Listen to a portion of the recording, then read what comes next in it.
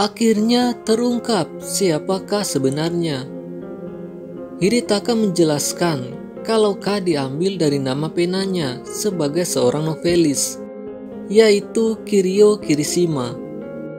Kazuya tidak peduli dengan namanya dan ingin tahu alasan kenapa membunuh mereka satu persatu. Tapi Hidetaka berkata kalau pembunuhan Risa dan Masao di luar rencananya dan murni dilakukan oleh Kiriko. Hidetaka sebenarnya hanya ingin mengumpulkan mereka saja untuk memperlihatkan sesuatu yang tersimpan dalam kapsul waktu. Tujuannya agar mereka menyesal dengan perbuatan mereka yang dulu. Tapi tidak disangka olehnya kalau Kiriko akan muncul dan meneror mereka semua. Melihat kemunculan Kiriko, Hidetaka yakin kalau dia datang untuk membalas dendam kepada orang-orang yang telah menganiayanya, dan merasa kalau dia dan Setsuko punya ikatan yang erat, karena dulu saat SMP hanya Setsuko yang menghargai novel ciptaannya. Belum selesai bicara, Kiriko langsung menamparnya hingga kepalanya terpenggal dari tubuhnya dan menghantam dinding.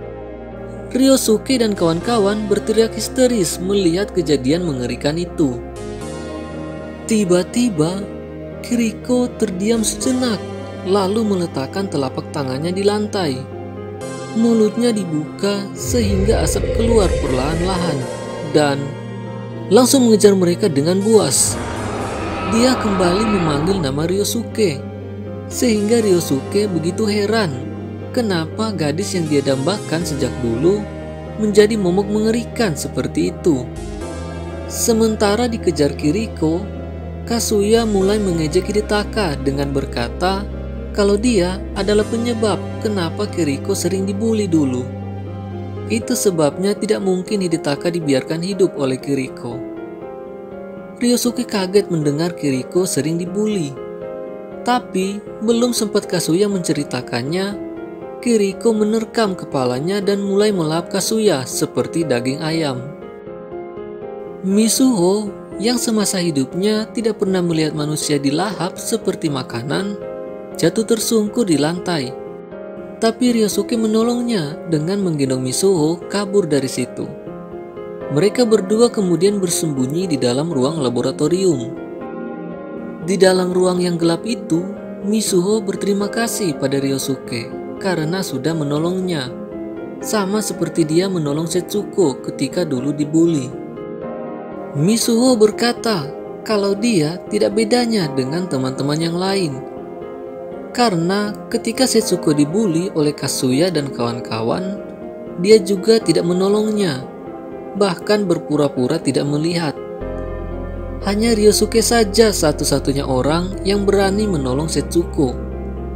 Sejak saat itu, Setsuko jatuh cinta pada Ryosuke dan terus mengikutinya kemanapun dia pergi. Ryosuke begitu shock mendengar kisah Mitsuho, sebab dia tidak ingat kalau Setsuko pernah dibully di sekolah. Melihat Ryosuke penuh dengan tanda tanya, Mitsuho menyarankan untuk membuka kapsul waktu dan melihat apa yang sebenarnya disembunyikan di dalamnya. Ryosuke setuju. Di tengah hujan lebat, mereka berdua menggali kapsul waktunya, dan ketika dibuka, isinya adalah barang-barang kenangan masa kecil mereka. Tapi, sebuah foto menarik perhatian Mitsuho. Foto itu adalah foto mereka bertujuh saat masih SMP.